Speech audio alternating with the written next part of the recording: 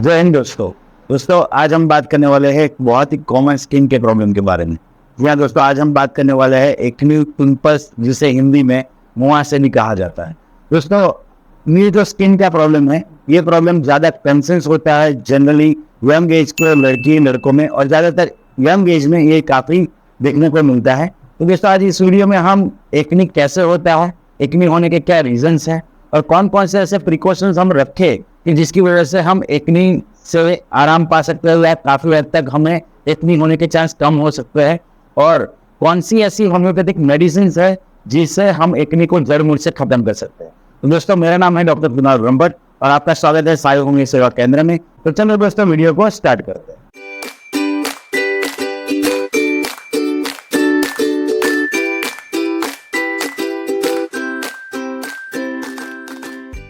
तो दोस्तों, पहले बात करते हैं कि एक्ने होता क्यों है। दोस्तों, एक्ने होने का रीजन पहले समझते हैं कि हमारी जो स्किन होती है उसमें हेयर फॉलिकल्स होते हैं। अभी वो हेयर फॉलिकल के पास सेबेशियस ग्लैंड होती है, जहाँ से हमेशा सिक्रूशन होता रहता है, जैसे कि हमारा स्वेटिंग होना और काफी तरह के सिक्रूशन यहाँ से आते रहते हैं। लेकिन किसी कारणों पर सर अगर यहाँ पे कोई ब्लॉकेज हो जाएगा या हमारे हेयर फॉलिकल्स के आजू बाजू में कोई इन्फेक्शन हो जाएगा, जिसकी वजह से ये जो हमारी सेबेशियस ग्लैंड है उसमें जो सिक्रीशन आता है, वो सिक्रीशन ब्लॉक होने की वजह से हमारे पिंपल्स होना स्टार्ट हो जाता है, एक्ने होना स्टार्ट हो जाता है।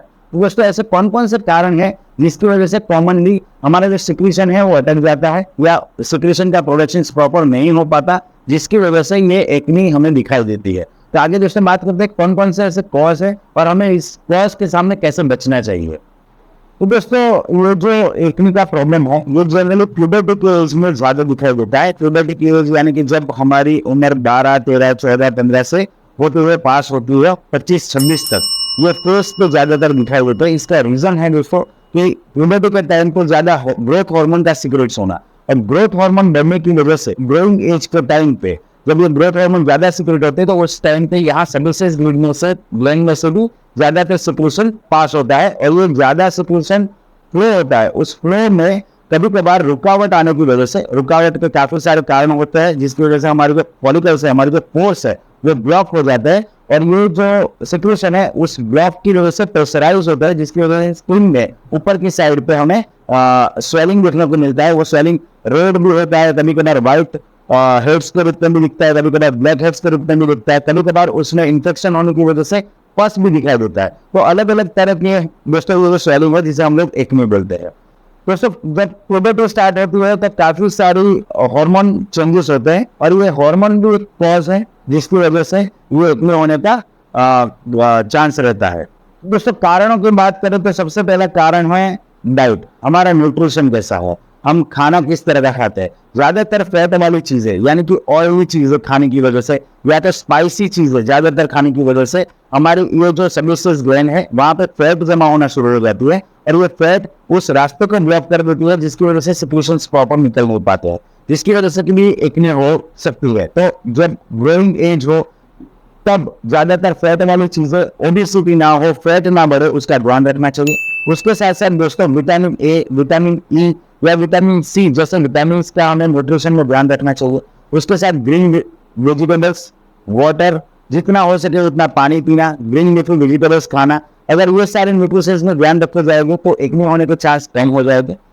दूसरा दोस्तों, एक हैबिट है, जैसे कि अगर आप बार बार आप कहीं बाहर जाते हो, बार बार डस्ट में, बिल मिट्टी में आपका घूमना हो रहा है, तो वैसे कंडीशंस में अगर आप रिपीटेडली घर पे आकर अपने फेस को नॉर्मल टैप वाटर से अगर वॉश करते हो तो ये चीज है, ये भी एक प्रिकॉशनरी हैबिट है जिससे एक्ने होना कम हो सकता है। दूसरा दोस्तों, एक हार्मोनल चेंजेस है जो ज्यादातर फीमेल कॉज है। फीमेल में प्यूबर्टी के टाइम पे जब मासिक मेनार्की यानी कि पीरियड्स आना शुरू होता है उस टाइम पे काफी हार्मोनल में चेंजेस देखने को मिलते हैं। तो उस हार्मोनल चेंजेस की वजह से भी काफी बार गर्ल्स में पिंपल्स होने के चांस रहते हैं, और हालांकि इस हार्मोनल इम्बैलेंस होना यानी कि मान लो अगर बेल है जिसकी उम्र 15 से 25 के बीच में है, उसको पीसीओडी का प्रॉब्लम है।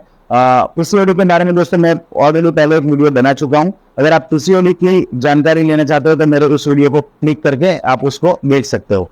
तो दोस्तों पीसीओडी जैसे केस में जहाँ पे हार्मोनल इम्बैलेंस एक बहुत ही बड़ा मेजर कॉज होता है, उस पीसीओडी के साथ भी दोस्तों कॉमनली एक्ने का प्रॉब्लम दिखाई देता है। इसके साथ साथ दोस्तों अगर इमोशनल की बात करें, इमोशनल स्ट्रेस की बात करें, तो स्ट्रेस इंड्यूस एक्ने भी होती है दोस्तों।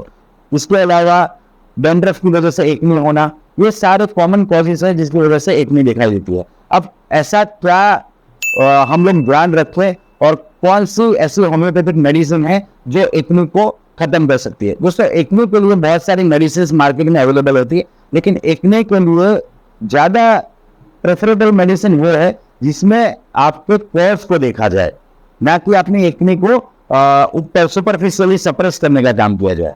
कुछ ऐसे ऑइंटमेंट आते हैं, कुछ ऐसी मेडिसिन आती है जो आपके एक्ने को सप्रेस कर देगी। मतलब जब तक आप वो ऑइंटमेंट लगाओगे, जब तक आप वो फेस वॉश यूज करोगे या जब तक आप वो मेडिसिन खाओगे, तब तक आपको वो एक्ने दिखाई नहीं देगी। जैसे भी आप वो दवाई या ऑइंटमेंट का इस्तेमाल करना बंद करोगे, वैसे ही एक्ने का प्रोडक्शन स्टार्ट हो जाएगा।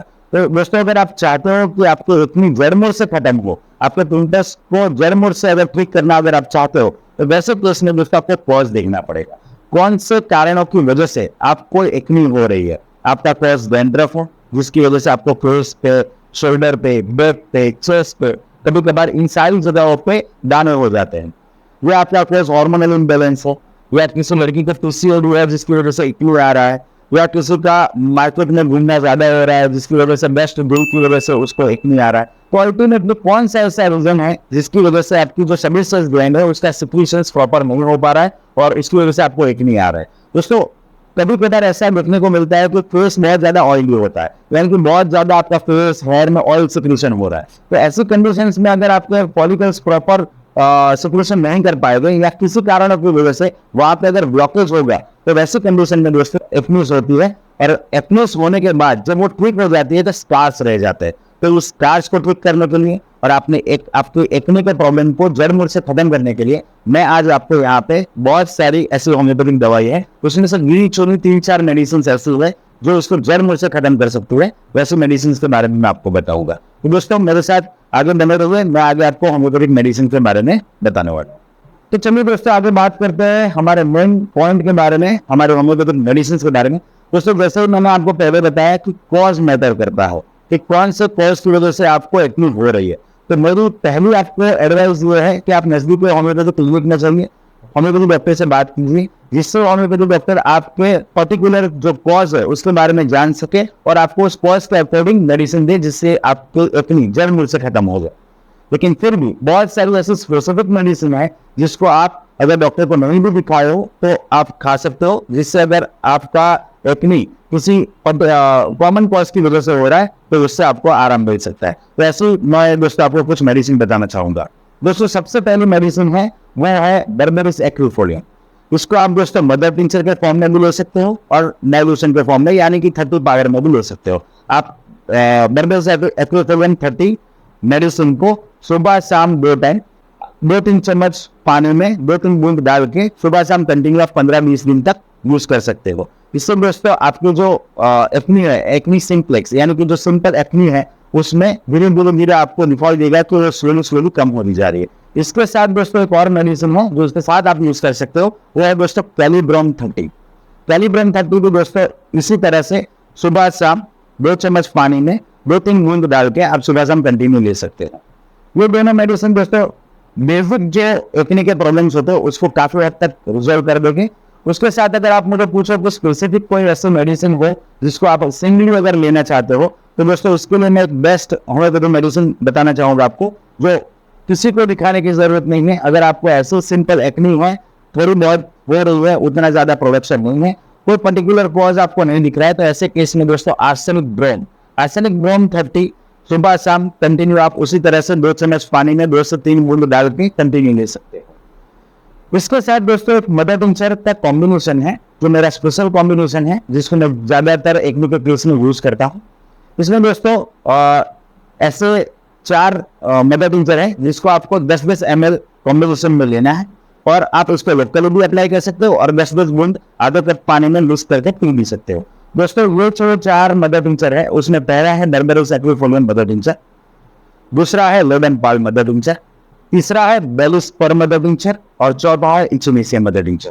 दोस्तों इन 4 मदर टिंचर को 10-10 ml आप लेके उसका कॉम्बिनेशन बना के लोकली भी अप्लाई कर सकते हैं और साथ ही साथ 10-10 बूंद सुबह शाम आधे कप पानी में मिक्स करके आप पी भी सकते हैं। इससे दोस्तों आपका एज ए ब्लड प्यूरिफायर काम करेगा, जिससे अपनी एक्ने जो आप मेडिसिन ओरली ले रहे हो उसके साथ साथ ये मदद तुमसे काफी हद तक अपने एक्ने को रिजर्व कर देगा। उसके साथ ही दोस्तों मैं आपको एक और एडवाइस देना चाहूंगा। SBL की पैटर्न आती है जिसका नाम है ट्विनप्लेक्स। दोस्तों ये इसमें काफी सारे ऐसे कंपोजिशन है जिसकी वजह से आपकी एक्ने में काफी आराम मिलेगा।